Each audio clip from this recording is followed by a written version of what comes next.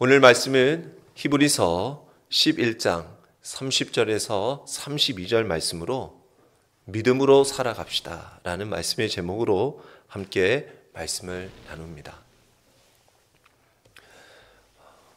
이제 낙엽이 떨어지고 산을 보더라도 울긋불긋 이쁘게 이렇게 색깔이 변해 있는 아름다운 가을입니다. 이번 주에 또 돌아오는 주일에 또 갑자기 좀 추워진다고는 하나, 그래도 여러분들 주변에 이런 아름답게 하나님께서 또 단풍으로 이렇게 세상을 아름답게 변하게 해주신 그 하나님의 귀한 은혜와 섭리를 우리가 만끽할 수 있는 그런 계절, 시간이 되면 좋겠습니다. 우리의 삶에 믿음으로 살아가야 하고, 당연히 하나님의 자녀이니 사랑하고 살아가야 하고, 주님이 우리에게 주신 귀한 사명, 말씀이 있으니 소망 가운데 살아가야 하는 거 우리가 모르는 거 아니지 않습니까? 오늘 말씀에도 믿음으로 살아갑시다, 당연한 얘기인데요. 근데 우리가 믿음으로, 사랑으로, 소망으로 얘기하는 것이, 이걸 늘 얘기하게 하지만 왜 이렇게 살아가기가 좀처럼 쉽지가 않다라는 것입니다. 누굴 핑계 댈 것도 없어요. 환경 탓할 것도 없습니다. 우리의 모습이 그래요. 근데 그래도 저도 이렇게 보시면 이렇게 믿음 생활 잘 하시고 본이 되는 분들이 있으셔요. 근데 그럼 그분들도 스스로 나는 믿음 생활 잘한다 생각하고 있나? 우리의 모습 속에는 그런 게 있는 것 같아요. 저도 오늘 말씀을 보면서 나도 믿음 생활 잘하고 있나? 이렇게 생각하면 사실 잘하고 있나 이렇게 생각하는 순간에 잘한 건 기억 안 나고 못했던 것만 기억이 많이 나고, 또 잘했던 것보다 못했던 것이 더 많았던 것 같고, 이게 정말 내가 잘하고 있나 싶을 때가 많이 있다라는 생각을 해봤습니다. 오늘 우리가 읽은 이 히브리서 11장에는 여러분들이 잘 아시는 믿음장입니다. 믿음의 정의와 믿음의 삶을 살아갔던 우리 믿음의 선조들이 어떻게 살아갔는지에 대해서 우리에게 잘 말해주고 있습니다. 자, 그런데 이 믿음의 삶을 살아갔던 이 선조들의 모습 속에 보면 똑같이 그들의 삶에도 어려움의 순간들이 있었어요. 하지만 하나님은 그들의 모든 삶 가운데서 오늘 이 믿음의 장에 반열에 오를 정도로 그들을 인정하고 계시는 것을 보게 되었습니다. 그것을 보니 믿음이라는 것이 무엇일까? 제가 그냥 생각나는 대로 한번 적어봤어요. 믿음으로 살아가는 것은 오직 하나님만 바라보며 살아가는 것이다. 믿음으로 살아가는 것은 내가 잘 되는 것을 말하는 것이 아니라 나를 통해 하나님의 역사가 이루어지는 것을 보는 것이다. 믿음으로 살아가는 것은 하나님의 말씀을 믿고 순종하는 것입니다. 믿음으로 살아가는 것은 마침내 이기고 승리하는 것을 말합니다.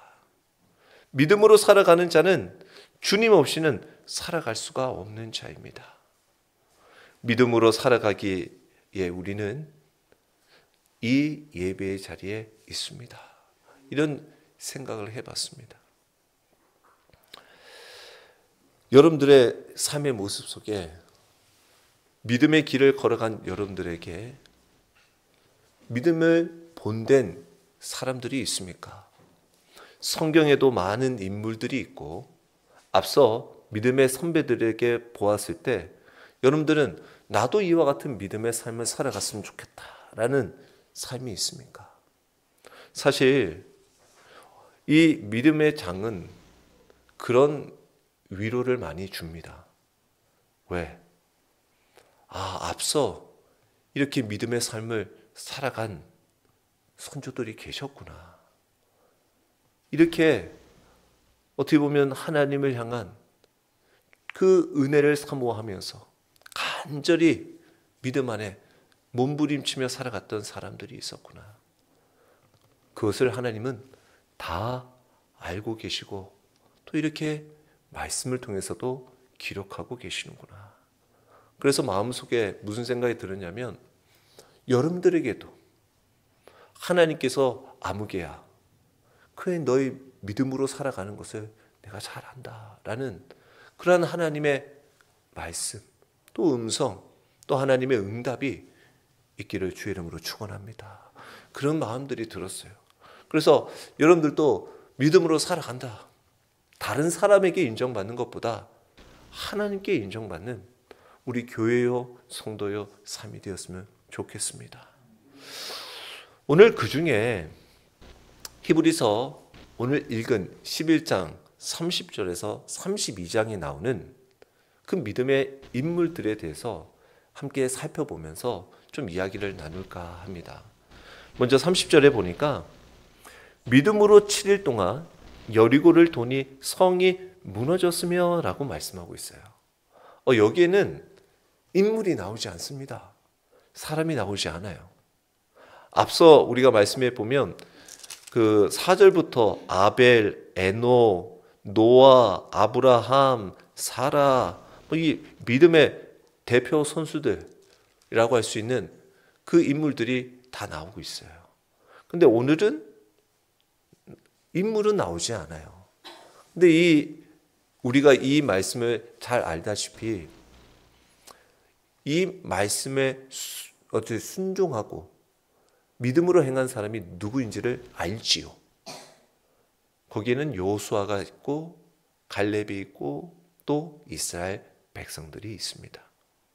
자, 이스라엘 백성들은 40년 동안 광야 속에서 하나님의 놀라운 그 기적들을 경험하며 살았던 백성들이죠.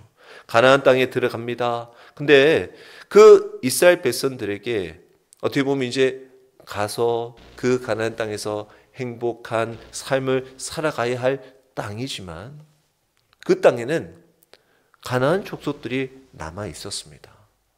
그래서 그 땅에서 그 가나안 족속들을 몰아내기 위해서는 전쟁은 불가피한 상태였습니다. 그 약속의 땅으로 얻기 위해서 그 전쟁을 이루어 나가기 위해서는 때로는 나의 실패도 있고 또는 실수가 있다 할지라도 이 전쟁의 마지막 끝은 최후는 승리할 수밖에 없는 전쟁이더라는 것이죠. 왜냐하면 하나님께서 약속하신 땅이고 그 전쟁에 하나님이 함께 싸워주셨기 때문이죠. 그러나 그 승리가 보장이 되어 있는 땅이라고 할지라도 하나님은 하나님의 말씀에 그 믿음으로 순종하여 충성하며 거기를 따라오기를 원하고 계시는 것을 보게 되었습니다. 하나님의 거룩한 백성들에게 요구되는 것이 있더라는 것입니다. 그것은 무엇이냐? 네가 얼마나 많은 것을 배워 아는 실력이 있느냐 또는 능력이 얼마나 되냐라는 것이 아니라 오직 하나님을 향한 믿음이 있느냐, 거룩함을 가지고 살아가느냐, 의와 진리로 살아가며 하나님을 바라보고 있느냐라는 것이 요구되고 있더라는 것입니다. 오늘 여러분들이 주님의 이 예배의 자리로 달려 나오신 그 이유도 한결 같은 마음일 줄 믿습니다. 여러분들이 이곳에 달려오면서 세상을 성공을 위해서 달려왔고 어떠한 좋은 그런 여러분들이 이루고자 하는 목적을 이루고자 달려온 분은 없을 줄 압니다. 다만 하나님을 의지하며 하나님을 만나며 하나님을 영화롭게 하기 위해 오셨을 줄 믿습니다. 여리고 성이 함락되는 사건은 여호수아 6장에 기록되어 있습니다. 여리고 성은 가나안 땅에 들어가기 위하여 여러 요새 중에도 가장 견고했습니다. 왜냐? 웨스에 가장 먼저 침입을 당하니 거기를 아직 입구부터 초장부터 이 여리고성을 강력하게 세워놓은 것이죠. 그곳에는 훈련이 잘 돼 있는 네피렘, 또 등치가 크고 정말 그 당시 처음 40년 전에 그 아낙 자손들을 보면서 두려워했던 그런 사람들이 아직까지도 성을 지키고 있었습니다. 그러나 이스라엘 백성들은 훈련된 군인도 아니요, 변변한 무기가 있는 것도 아니었습니다. 객관적인 그 전력으로 봐도 전혀 싸움에서는 이길 수 없는 상황이었습니다. 40년 전에도 그곳에 가려고 했다가 겁에 질려 있었고, 이 여리고 성은 도저히 정복할 수 없는 난공불락과 같은 곳이었어요. 근데 하나님은 여호수아 6장 2절의 말씀에 보면 여호와께서 여호수아에게 이르시되 보라, 내가 여리고와 그 왕과 용사들을 내 손에 넘겨 주었으니 라고 말씀하고 있습니다. 지금 아직 전쟁도 치르지도 않았는데 이미 미래 완료로 이미 넘겨 주었다라고 하나님은 여호수아에게 말씀하고 있습니다. 하나님께서 이스라엘 백성들에게 넘겨 주었다라는 이 승리의 확신. 하지만 정작 눈에 보이는 여리고성은 아직 튼튼하게 버티고 있어요. 무너질 생각은 전혀 들지 않았습니다. 이때 하나님이 명령하신 것이 무엇입니까? 그 여리고성이 이제 이스라엘 백성들 그 손에 넘겨주었다라고 했는데 하나님이 전략을 우리에게 알려주시는데 여호수아와 이스라엘 백성들에게 뭐라고 말씀합니까? 그 성을 둘러싸고 성 주위를 매일 한 번씩 돌되 6일 동안 그리하라고 말씀하셨어요. 하나님의 전략은 바로 성을 매일 6일 동안 한 바퀴씩 도는 거예요.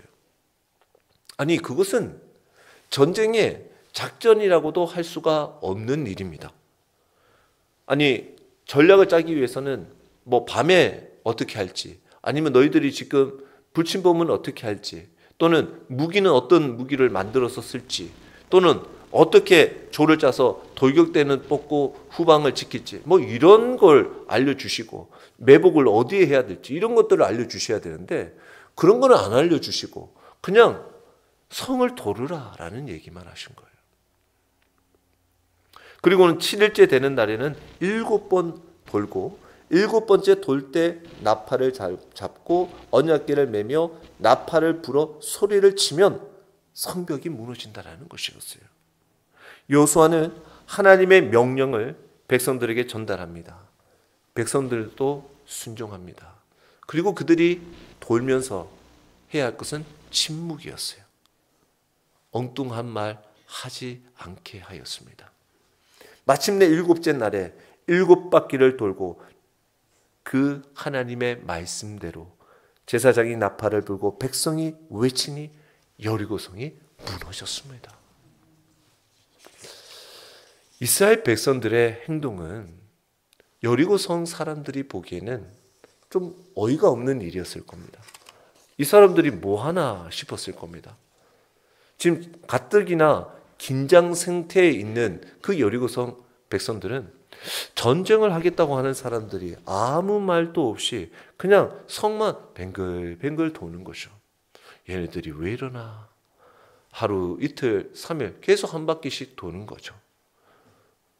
근데 이렇게 행진하고 돌면서 하나님께서는 그 이방인들이 보기에도 쓸모없을 것 같은 그 행진을 왜 계속 요구하셨을까? 생각해 보십시오. 우리가 생각할 때 하루가 돌고 성을 다 보면 야, 성이 오늘 너무 튼튼한데 이거 과연 무너질까? 둘째 날 돌고 돌아보니까 첫째 날과 둘째 날과 전혀 달라진 것이 없어. 오히려 경계를 쓰는 군인들이 더 많은 것 같아. 이거 세 바퀴째도 돌아보니 또 그만한가 있어. 전혀 반응이 없어. 넷째 날, 다섯째 날, 여섯째 날까지 돼도 무너질 징조가 보이지 않아. 뭐가 땅이 흔들린다든가 아니면 무슨 어디에 반응들, 신호 이런 것들이 좀 주시면 좋을 텐데 전혀 그런 게 없어. 근데 또 침묵은 해야 돼. 말은 하고 싶어. 근데 막 입은 막 간질간질 해가지고 야 이거 돌 필요 있나 이거 돈다고 되나 이거 막 이런 말하고 싶은 마음이 막 올라오는데 그래도 참았어요. 마지막 날 쟤는 또 7바퀴를 돌으라고 하네. 어우 이것도 엄청 힘든 일이에요. 기차는 거 한 바퀴 도는 것도 지금 또 돌면서 봤겠죠. 성이 무너지려나. 또 계속 봤을 거예요. 근데도 전혀 6바퀴 돌 때까지도 무너지지를 않는 거예요. 하나님께서 여리고성이 무너지게 하려면 얼마든지 하나님은 누구든 무엇을 이용하든 무너지게 하실 수 있어요. 뭐 갑자기 막 태풍이 불어가지고 뭐 번개가 쳐가지고 번개로 무너뜨릴 수도 있겠죠. 아니면 진짜 홍수가 나서 뭐 벽을 쳐서라도 물로서도 하나님은 성벽도 물리칠 수 있을 것입니다. 뭐 어떻게든 어떤 방법이든 하나님이 하신다고 한다면 그 성벽이야 하나님께서 뭔들 못 부수시겠습니까? 그런데 7일 동안 13번이나 똑같은 방법으로 여리고성을 돌라고 하신 그 이유가 뭐냐? 바로 하나님의 약속을 믿고 끝까지 나아가고 있나라는 것을 보기를 원하셨던 거예요. 하나님의 백성은 능력 있고 실력 있는 사람을 하나님의 백성이라고 하지 않고 말 잘 타고 무기를 잘 다루는 기술에 능한 사람을 하나님이 인정하시는 것이 아니라 하나님의 약속의 말씀을 붙들고 그 말씀을 끝까지 믿음으로 가는 사람을 하나님은 그와 함께 하시는 거예요. 여리고성은 칼과 창으로 무너진 성이 아닙니다. 믿음으로 무너졌고 믿음으로 승리한 곳입니다. 그게 바로 역사의 흔적인 거예요. 우리 성경은 그걸 말씀하고 있습니다. 성경의 역사는 믿음의 사람을 통해서 이루어져 나갔어요. 얼마나 많은 사람들이 있었습니까? 하지만 오늘 히브리서 11장만 보더라도 믿음의 삶으로 기록되고 있는 사람들. 근데 이 기록되어 있는 사람들의 모습들을 가만히 볼 때 그 하나님은 어떻게 보면 세상 사람들이 보기에는 어리석게 보이는 자들이 있을 수도 있어요. 노아가 그랬어요. 아주 조롱받았습니다. 너 뭐 하는 거냐? 거기서 지금 비도 안 오는데 뭘 만든다는 거야? 그런 조롱도 다 이겨내고 오늘 또 우리의 삶의 모습 속에 이 자리가 세상 사람이 보기에는 이 예배의 자리가 엄청 어리석게 보일 수 있어요. 묵묵히 기도하며 간구하는 자리가 굉장히 어리석게 답답해 보일 수도 있다라는 생각을 할지 모릅니다. 하지만 믿음으로 예배하고 믿음으로 기도하는 그 자리에 하나님이 함께 하시고 하나님의 능력이 임하는 것이에요. 오늘 우리들의 삶의 현장도 여리고성처럼 살아갈 때가 많이 있어요. 여리고성처럼 우리 앞에 문제들이 딱 버티고 있을 때가 있어요. 근데 우리는 내 힘으로, 내 재능으로, 내 실력으로 그걸 극복해 보려고 해요. 칼과 창과 무기로 무너뜨리려고 합니다. 그러나 무너지지 않아요. 인간의 힘이나 노력으로 무너지는 성이 아닙니다. 하나님의 말씀의 능력 앞에 믿음의 순종으로 그 성은 무너지는 겁니다. 온전히 하나님의 때를 바라보고 믿음으로 기다리죠. 그때 하나님께서는 하나님의 방법으로 이루어지는 믿음의 역사를 우리에게 보여주시는 겁니다. 여러분들도 그런 믿음으로 혹여 여러분들 앞에 여리고성을 만난다 할지라도 하나님 앞에 먼저 간구하고 하나님의 귀한 말씀을 쫓아 믿음에 순종하여 놀라운 그 여리고성이 무너지는 여러분들의 삶의 어려운 문제들이 해결되어지는 하나님의 도우심을 경험하는 은혜가 있기를 주의 이름으로 축원합니다. 계속해서 오늘 두 번째 보면 히브리서 11장 31절의 말씀을 보면 더욱 이해가 되지 않는 일들이 벌어지는데 여리고성이 멸망할 때 그 성에는 기생 라합이 있었습니다. 근데 오늘 말씀에도 보면 믿음으로 기생 라합은 정탐꾼을 평안히 영접하였으므로 순종하지 아니한 자와 함께 멸망하지 아니하여다라고 말씀하고 있습니다.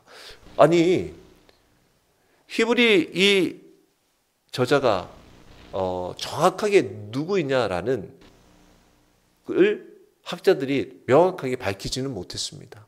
대략 바울에 썼을 것이다, 뭐 아볼로가 썼을 것이다, 뭐 이런 여러 저자설이 있으나 여하튼 히브리서를 쓰는 이 저자가 아니 왜 많고 많은 사람 중에 이 기색 나합을 썼을까?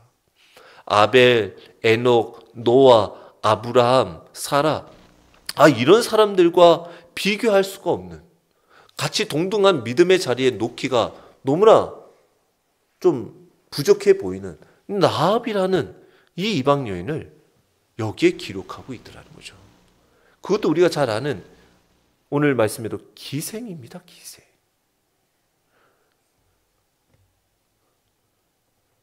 그런 자신의 몸을 파는 그런 일을 하는 여인인데, 그 여인이 뭐 얼마나 믿음이 있길래 오늘 여기에 기록되어 있을까? 믿음으로 말미암아 구원을 받았다. 그리고 심지어 이 여인의 이름은 마태복음에도 나오듯 믿음의 조상들과 함께 또 예수님의 족보에도 나오게 되었습니다. 여리고 성이 멸망되고 성이 불탈 때 기생 라합과 가족들만이 유일하게 생명을 얻는 축복을 받았지요. 어떻게 이런 행동이 가능했을까? 성경은 믿음으로 행했다라는 겁니다. 라합은 이스라엘의 첩자를 숨겨준 자신의 행동이 그 같은 이방인 동족들에게 발견되면 죽음을 면치 못한다는 것을 알고도 그러한 첩자를 숨겨주는 일을 행했던 사람이죠. 결국 이스라엘이 여리고성을 점령하는데 아주 중대한 공헌을 하게 되어졌습니다. 이는 목숨을 걸고 믿음을 실천한 행위입니다. 라합은 어떻게 이런 행동이 가능했을까? 여호수아 2장 9절에서 10절의 말씀에 보면 말하되 여호와께서 이 땅을 너희에게 주신 줄 내가 아노라. 우리가 너희를 심히 두려워하고 이 땅 주민들이 다 너희 앞에서 간담이 녹나니 이는 너희가 애굽에서 나올 때 여호와께서 너희 앞에서 홍해물을 마르게 하신 일과 너희가 요단 저쪽에 있는 아모리 사람의 두 왕 시온과 옥에게 행한 일 곧 그들을 전멸시킨 일을 우리가 들었습니다 라고 말씀하고 있어요. 라합은 여호와 하나님을 믿는 신앙이 없는 사람이었어요.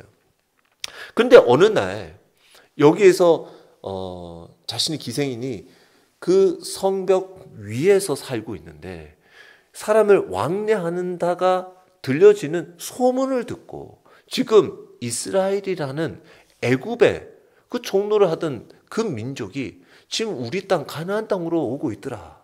오고 있는데 그들을 인도하는 하나님, 여호와라는 하나님이 그들을 이렇게 인도하고 있더라. 그걸 보면서 그 여리고 성에 있는 아무리 큰 성이고 튼튼한 성이고 누구도 정복하지 못할 난궁 불락과 같은 성에 있으면서도 벌벌 떨었다라는 거예요. 간담이 녹았다라는 거예요. 그래서 라합은 여호와 하나님께서 이 땅을 이스라엘 백성들에게 주실 것을 듣고 알고 그대로 될 걸로 생각하고 믿었던 거예요. 그 말씀을. 여호수아 2장 11절에 우리가 듣자 곧 마음이 녹았고 너희로 말미암아 정신을 잃었나니 너희 하나님 여호와는 위로는 하늘에서도 아래로는 땅에서도 하나님이시니라 라고 고백을 합니다. 이스라엘 백성들이 홍해를 육지같이 건넜고 주변에 있는 나라들이 출애굽 사건을 통해서 하나님의 소문을 들었다라는 것이죠. 라합은 이방 여인으로서 기생을 직업을 가졌지만 자신의 그런 연약함과 죄에서 이 부족함을 보면서 하나님, 그 여호와 하나님의 소문을 듣고 와, 하나님만이 이 모든 것을 하실 수 있는 분이시구나라는 것을 알게 되어지는 아주 작은 믿음이 싹트게 되어져요. 그래서 하나님은 이 두 정탐꾼을 어디에 보내시냐? 바로 라합의 이 집에 보내게 되어졌던 거예요. 그 결과 기생 라합은 하나님의 말씀을 듣고 믿어 고백한 후에 그 일을 행하게 되어졌던 것입니다. 라합은 여호와 하나님이 하늘과 땅에서 하나님이시며 이 세상의 주인임을 고백하게 되어졌던 것입니다. 오늘 이 라합의 믿음은 듣고 고백하면서 행했던 믿음을 가지고 있는데, 이 기생 라합은 그 믿음을 통해서도 가족을 구원하는 것을 보게 되었습니다. 왜 그렇습니까? 두 정탐꾼이 여리고를 떠나면서 라합과 언약을 맺으죠. 여호수아 2장 18절에 우리가 이 땅에 들어올 때 우리를 달아내는 창문에 이 붉은 줄을 메고 내 부모와 형제와 내 가족의 아버지의 가족을 다 내 집에 모으라라는 거예요. 라합은 이 붉은 줄을 바라보면서 비록 나도 하나님 앞에 이방인이며 연약한 죄인이지만 이 붉은 줄을 매달면 구원받을 수 있다, 살 수 있다라는 믿음을 가졌던 사람입니다. 그래서 비록 언약, 약속이었지만 그 줄에 담긴 하나님의 약속을 굳게 붙잡고 그 일을 행했다라는 거예요. 이게 믿음이라는 거예요. 이게 믿음이라는 겁니다. 우리는 세상과 하나님을 동시에 사랑할 수가 없어요. 세상의 정욕은 십자가에 다 못 박고 믿음으로 온전히 서서 이 땅에서 하나님의 은혜와 영광을 맛보며 살아가야 하는 것입니다. 그러므로 어떤 상황 가운데서도 하나님의 약속을 굳게 붙들고 믿음으로 승리하는 성도가 되시기를 축원합니다. 그래서 하나님이 이와 같은 것을 약속하시고 말씀하셨다는 것을 꼭 믿어야 합니다. 그것을 의심하지 마십시오. 그리고 믿음의 귀한 일들을 선택하고 온전히 그 믿음 주시기를 주님 앞에 기도하십시오. 끝으로 히브리서 저자가 오늘 말씀에 보면 사사들을 이름을 나열을 하고 다윗과 사무엘과 선지자들이 기록되어져 있습니다. 오늘 히브리서 11장 32절에 보니까 내가 무슨 말을 더 하리요? 기드온, 바락, 삼손, 입다, 다윗 및 사무엘과 선지자들의 일을 말하려면 내게 시간이 부족하리로다. 맞아요. 시간이 부족해. 이거 다 말할 수가 없어요.